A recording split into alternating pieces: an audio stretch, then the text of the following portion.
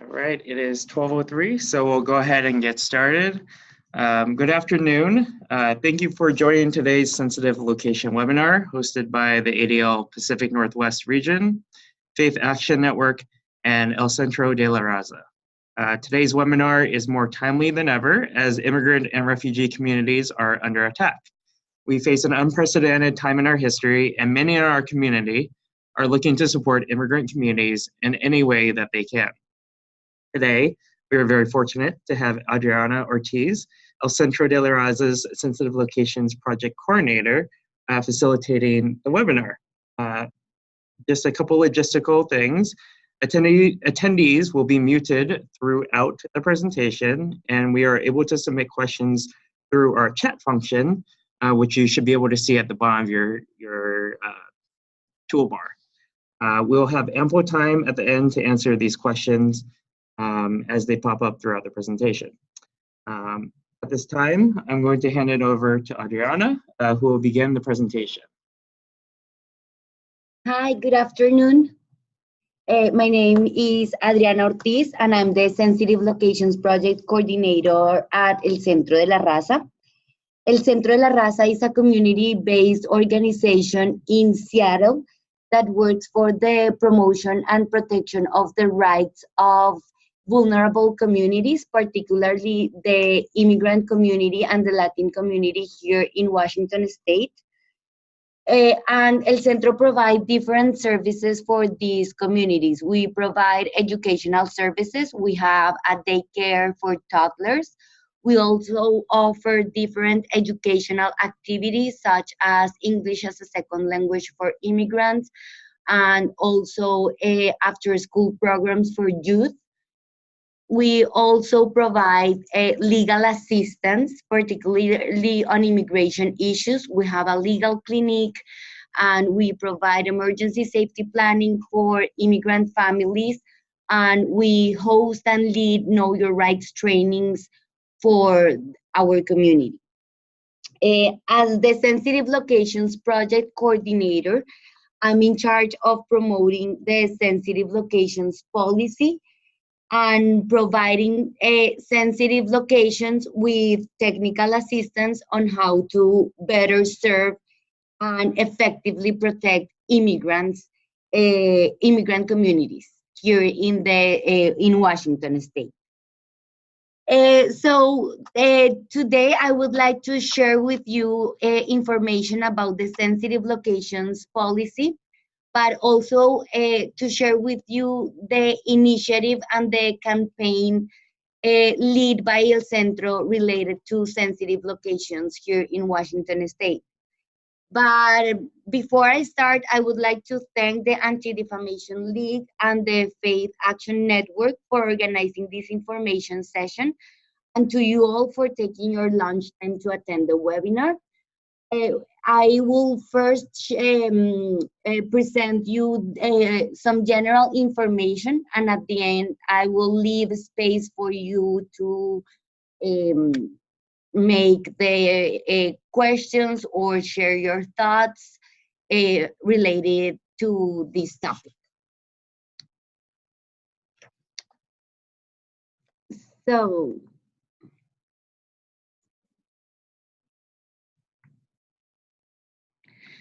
let's talk about the Sensitive Locations Policy.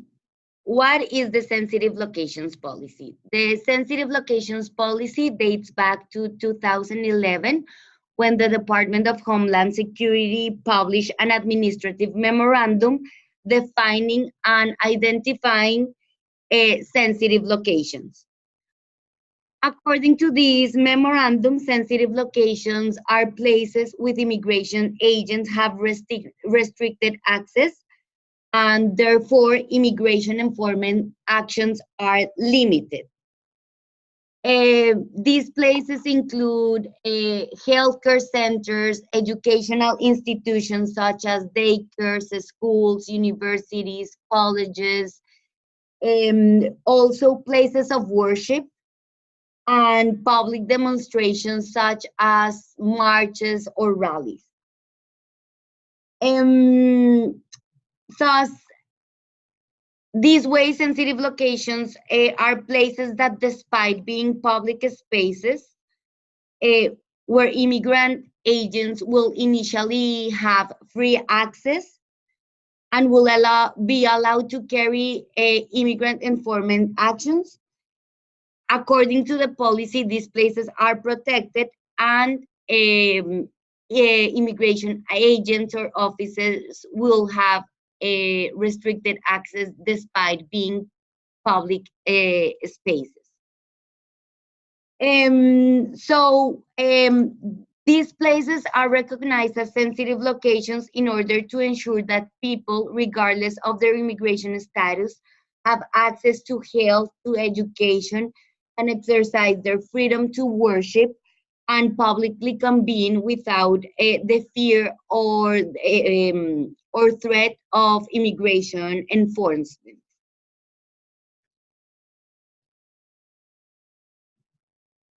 So, which immigration enforcement actions should not occur at sensitive locations? Generally, the enforcement actions that cannot be carried at sensitive locations are searches, arrests, interviews, and for purposes of immigration enforcement, surveillance.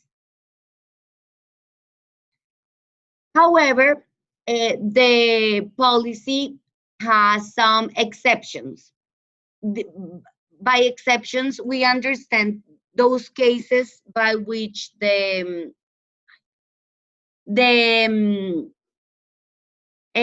cases in which the immigration officers can enter sensitive locations.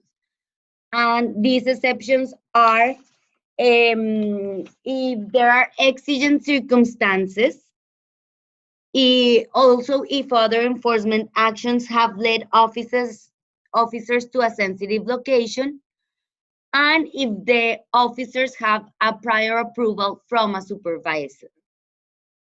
The policy defines exigent circumstances as these events in which an enforcement action involves a national security or terrorism matter. Also, if there's an imminent risk of death, violence, or physical harm to any person or property. And also, if the enforcement action involves the immediate arrest of a dangerous felon or terrorist. So these will be the exigent circumstances in which immigration officers will be allowed to enter the sensitive locations, any type of sensitive locations. Also, if other enforcement actions have led officers to a sensitive location, and this is the case, for example, if the police is going or a dangerous person decided to hide on a sensitive location, and the police is going behind them and they ask for support for the immigration officers. In these cases, the immigration officers will be able to enter the sensitive location. And also if the immigration officers have prior approval from a supervisor. So these will be the three circumstances in which the immigration officers will be allowed to enter to sensitive locations. So this way, we can conclude that the sensitive locations are places that, despite being public, are treated as private spaces for immigration enforcement actions purposes. And they are treated as private because they have additional securities, or they have to meet additional requirements if immigration agents want to enter these places to carry any type of immigration enforcement action. Therefore, sensitive locations have the potential to provide a safe, friendly, and welcoming environment to immigrant communities. That's why El Centro is interested in promoting the sensitive locations and inform potential sensitive locations about this policy. However, it is important to note that the policy is a nice directive communication and as such is not legally binding. So it is not a hard law. Therefore, it could be withdrawn or modified by the administration without congressional approval. And this makes that the policy could change at any moment, but so far it is in full force and effect. Despite this limitation, while in effect the sensitive location policy is a helpful tool in the protection of immigrant populations and the effective realization of their most fundamental rights.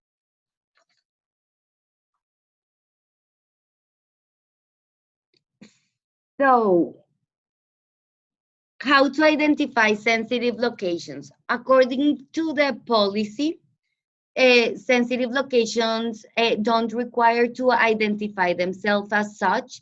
They don't need to notify any federal agency, or they don't need to place any type of identification in their premises. However, at El Centro, we recommend sensitive locations to identify themselves as such and to inform the community through different means about their recognition as a sensitive location. As you know, since the last presidential election, immigrant communities, and particularly the Latin community, has been unfairly targeted. And the continuous threats of persecution, detention, and deportation by the current administration against immigrants communities have caused an increase in anxiety, fear, and uncertainty among those who come to the US to create a better life to them and their families. So, aware of this permanent risk that is facing the Latin community, and despite sensitive locations don't need to identify themselves as such, and in an effort to protect our visitors and the population we serve, as a school in 2017, el Centro de la Raza declared itself as a sensitive location. And in order to inform, remember that El Centro de la Raza is a school and is also an organization that provide educational services for the Latin community. So taking into account the risks that are facing the immigrant communities and particularly the Latin community we serve, in 2017, El Centro decided to declare itself as a sensitive location. And for this, we decided to place banners in the front doors of our facilities, both in English and in Spanish, informing the the community we serve and our visitors that the Centro was a sensitive location for purposes of immigration enforcement actions. In the slides, you can see the banner that was placed by El Centro in their facilities. So as I said, we decided to place this banner in order to inform the community that El Centro was a welcoming, a friendly, as a safe space for immigrants. And we also wanted to notify immigration agents that immigrants will be protected against any arbitrary measure in our facility. So we placed these banners in 2007. However, we became aware that the community it was very difficult for immigrants to determine which places were sensitive locations, and we also realized that some other potential sensitive locations haven't employed any measure to identify themselves as such. So for this, we thought that it would be a good idea to create a universal symbol to identify sensitive locations all over Seattle and Washington state.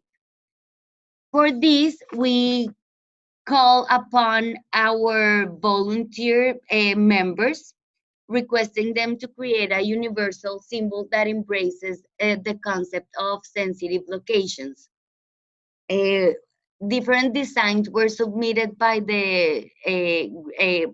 by a group of graphic designers, and then we submit the symbols to we present the symbols that were submitted to a group of local nonprofits that work with immigrant communities, so that they can vote which symbol best embraces the concepts of sensitive locations. And after the voting process, the symbol that was selected was this one, that was created by a graphic designer called Gabriel Lopez.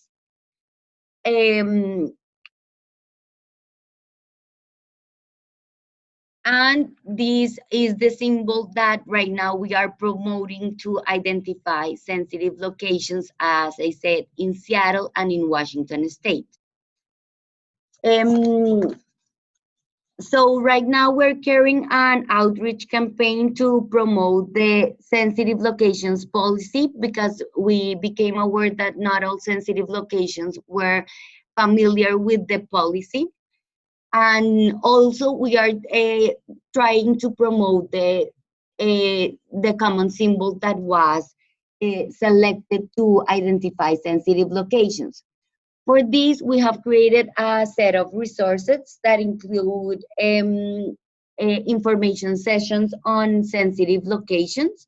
We're providing information sessions on sensitive locations to all potential sensitive locations that, as I said, are educational institutions, to healthcare centers, to places of worship. And I would add some nonprofits, because as El Centro de la Raza, some nonprofits provide this type of services, particularly mental health care services or educational services to the community. So that's why we're also providing informational sessions on sensitive locations to nonprofits. We're also providing potential sensitive locations technical assistance on how to better serve immigrant communities, and to promote the widespread of the symbol by potential sensitive locations. We decided to print some banners with the symbol and to provide them for free. Here in this slide, you can see how these banners look.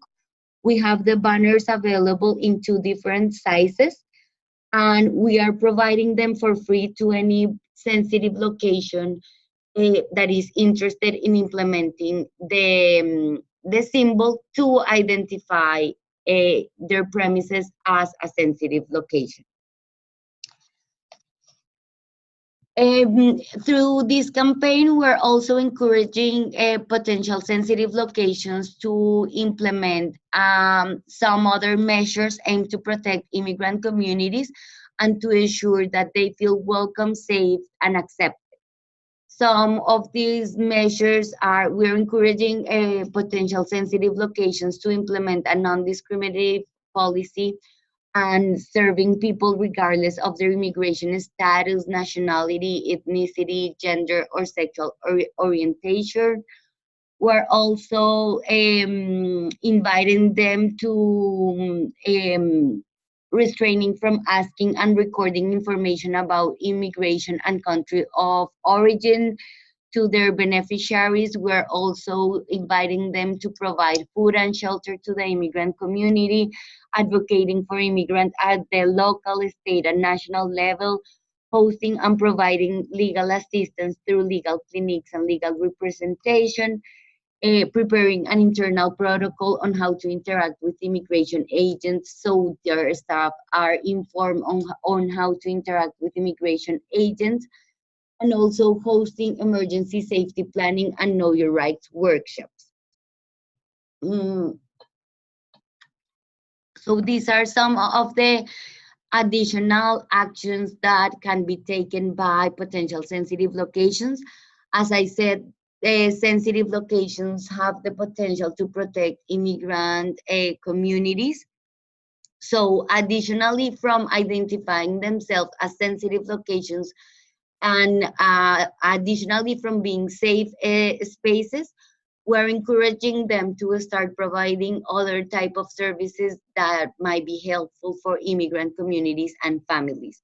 And I know, for example, that some places of worship, and particularly the synagogues and the churches, are willing to do this. And in some cases, they are providing food and shelter. But this is but these are not the only options. We are encouraging them also to host Know Your Rights trainings, to provide emergency safety planning for immigrant families. That is the service by which we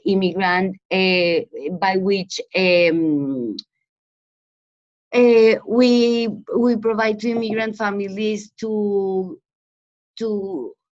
so that they can set up a plan on how to protect their families and the assets they have acquired here in the United States in case they are detained or deported.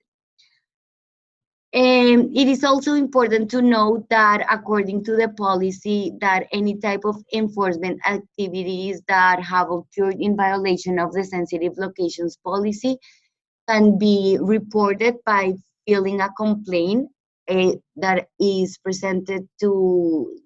should be presented in the ICE Enforcement and Removal Operation Office or in the Civil Liberties Division of the ICE office. So, as you know, as you can notice about this general information I have provided on sensitive locations, the sensitive location, the sensitive locations idea is very similar to that of the sanctuary movement that started in the 80s by some faith communities.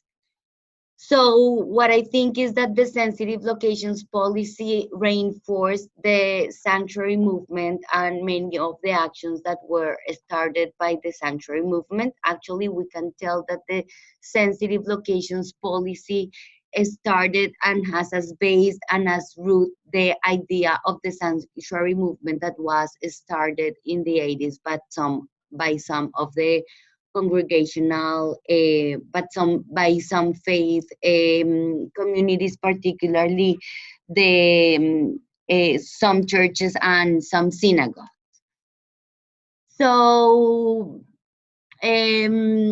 I don't know, this is more or less the idea of the sensitive locations policy. This is the initiative that is being promoted, by El Centro de la Raza regarding the sensitive locations policy and the common symbol to identify the sensitive locations. I don't know if you have any questions. I think that we can open for questions if you're interested, if you have any. Certainly. So if folks have a question, they can do it two ways. They can either unmute themselves using the mute button in the corner, or they can type it into the chat box. And we're happy, Adriana is happy to take questions.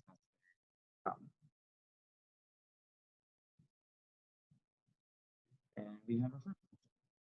So the first question is, the date for the information sessions in 2020? No, actually, that was the flyer, and I used it as an image just to let you know the type of resources that we were providing to to potential sensitive locations. We already did all the information sessions that I showed you in that image, and right now we are willing to give or to lead any information sessions on sensitive locations upon request. Actually, this is the case of this webinar. the Anti-Defamation League contact us to host this sensitive location webinar. So we are here providing you the information. So if there's any institution or any group that is interested in hosting an information session on sensitive location, we can organize it and provide you with the information and everything.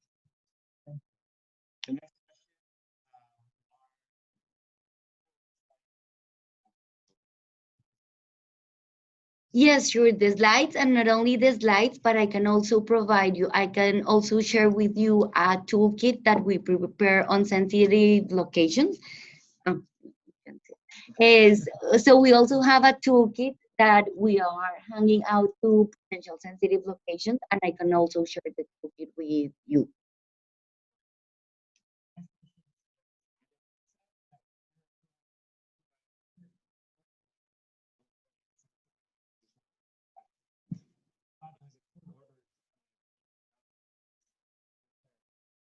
Yes, well, these are two different situations, and this is one of the weakness of the policy, because it actually authorized the immigration officers to enter the sensitive locations with an authorization from a supervisor. But this is different. So this will allow the officers to enter the public space as such, in case that they want to enter any private space in the sensitive location. In this case, they would require, as you suggest, a judicial warrant. So the judicial warrant in sensitive locations are required to access the private spaces at the sensitive locations, but not to enter the sensitive locations in case they have an order from a supervisor. I don't know if I've been clear.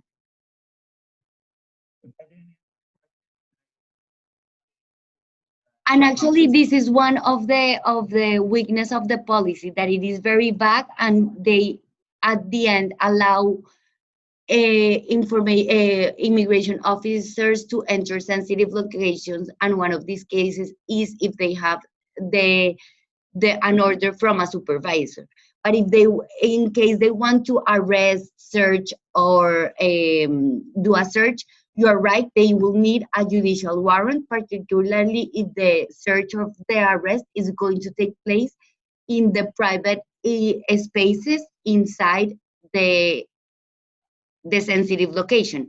And the private spaces in a sensitive locations are those places where there are high expectations of privacy. So though these can be offices, like doctors' offices, I don't know, like conference rooms, the spaces where there are expectations of privacies inside the sensitive locations. Was it clear? I want to know, like, it was clear enough? You can, yes, I think it's better. Uh-huh. So the next question is,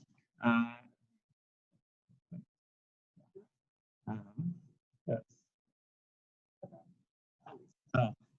So the question is, I wonder about calling ICE to report violations by ICE. I'm always wondering about the ICE activity in Ephrata in a courthouse last week. Are courthouses not sensitive locations?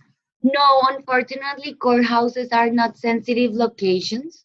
There's a policy for courthouses to protect the victims of any crime or felony, but unfortunately, courts are not recognized as sensitive locations by the sensitive locations policy. I know there's a bill presented by the Democrats that include courts, but but it's a bill. It hasn't been approved yet. So so far, courts are not safe spaces for immigrant communities. And the other question? The next question is, what are next steps the House of Worship would like to become a sensitive location? So as I said, according to the policy, you are already recognized as a sensitive location, and you don't need to do anything, any paperwork, or to adopt any symbol or any action to be recognized as a sensitive location. However, we are calling sensitive locations, potential sensitive locations, to identify themselves as such in order to facilitate the identification by the community, but also to let immigration officers know that you will be against any arbitrary measure that could be, that you will be against any violation of the sensitive locations policy. Also, because we think that if sensitive locations are identified, that will be a very strong statement that we stand with immigrants and that we are protecting them. But according to the policy, or according, you don't need to identify yourself as such. You are already recognized as sensitive locations, and we all expect that immigration agents don't show to any sensitive location. So here's another question. I work at a church that has an after-school youth program. The church has an outdoor grassy area that the kids play in. Would the area count as part of the sensitive location? Would ICE be able to interact with people who are outside but still on church property? So the policy itself, as I said, is very vague. So we don't have an exact answer for this question. But from El Centro's experience, we face more or less this same situation, and what we have decided is that anything that is in our that is our property, all the spaces that are our property, where we have any, where we provide any educational service, is considered as sensitive locations. And also the spaces that facilitate the entrance or the access to our facilities should be considered a sensitive location. Unfortunately, we haven't know about any case already in which immigration agents have tried to enter a sensitive location, nor in Washington or in any other state. So since there hadn't been any case to identify or to clarify or to go in these kind of questions that might arise, we can tell properly if they are considered or not. But our interpretation of the policy, and according to our experience, is that all the spaces under the property of the sensitive location are considered a sensitive location. It will be different, for example, if it is a building of administrative offices that is in front of the premise where you provide the educational services. In those cases, I think that probably that building wouldn't be considered as a sensitive locations, because it is far away from the from where you provide the educational services. But in this case that you say, I think that the playground will be considered as a sensitive location. So here there's another question. Since 2017, have calls to either the detention report or Civil Liberties Division ICE phone numbers ever resulted in successful remediation of ICE violations of sensitive locations policy? Well, as I said, we haven't we haven't known yet or any about any violation of the sensitive locations policy by immigration agents. Because I think for immigration agents, so far it will be very bad seen if they enter these places. It's the same as if they enter any temple or any place of worship. So far we haven't had notice of any violation of the sensitive locations policy. Do shelters count as sensitive locations? No, unfortunately, shelters don't count as sensitive locations, or they would count only in the event that they provide any type of educational service, probably if they provide English as a second language classes for immigrants in their facilities, or if they provide any type of healthcare services, and this will include physical health and mental healthcare services. Mhm.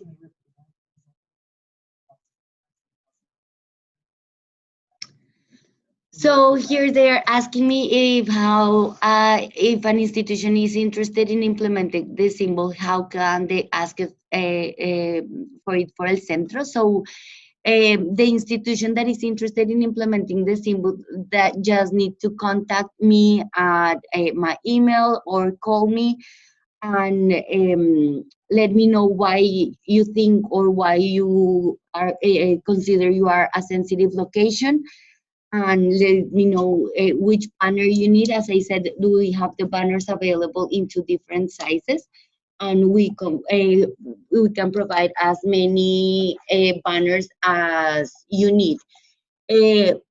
Together with the slides and the toolkit, I can also send you the information regarding the banners. We have yes, we have like a small brochure in which we provide all the information related to the banners. So I will share those with Kendall so he can send them to you. Do food banks and our soup kitchens count as sensitive locations?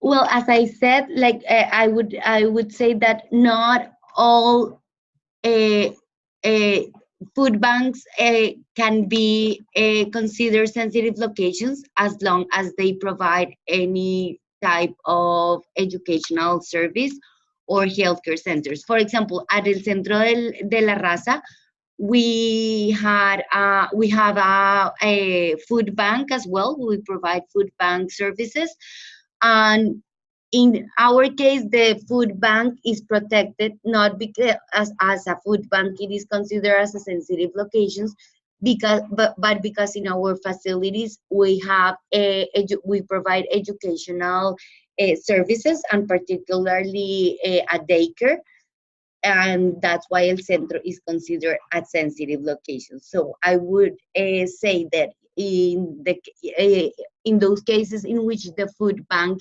is located in a facility where educational services are provided or healthcare services are provided, or if it is in a place of worship, the food bank will be considered or will benefit itself about the sensitive location identification by this institution.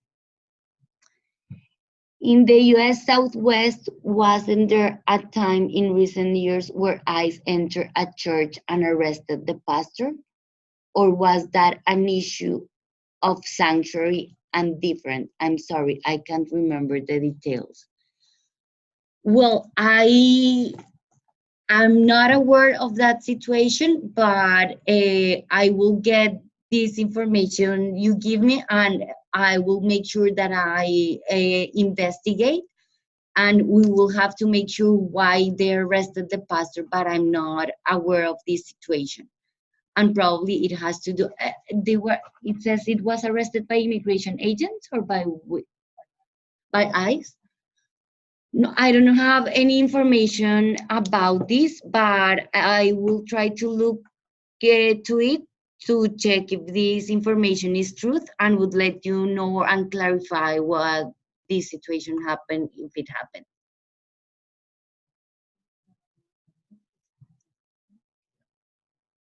I don't know if you have any other questions or comments, or if you, and please feel free to contact me, to contact El Centro de la Raza if you want to join our initiative, if you want to be identified as a sensitive location, or if you are interested in hosting a Know Your Rights training for the immigrant communities you serve, or if you want to host an information session on sensitive locations. Um, um, Please feel free to contact me by email or call me, and we will be more than happy to help you. Alrighty, so just closing it out here, if we don't have any more questions, thank you everyone for joining the webinar today. There will be some follow-up following the webinar with copies of the slides, a recording of the presentation, a link to the toolkit, which looks like this, I guess, and how to get a banner or the logo for your own sensitive location. Again, we appreciate your time, taking your lunch break to learn a little bit more, and thank you to Faith Action Network, Elise and Paul at Faith Action Network for their amazing outreach, as well as El Centro de la Raza's staff and Adriana here, who has a lot of expertise on the issue. Thank you everyone, and have a great day.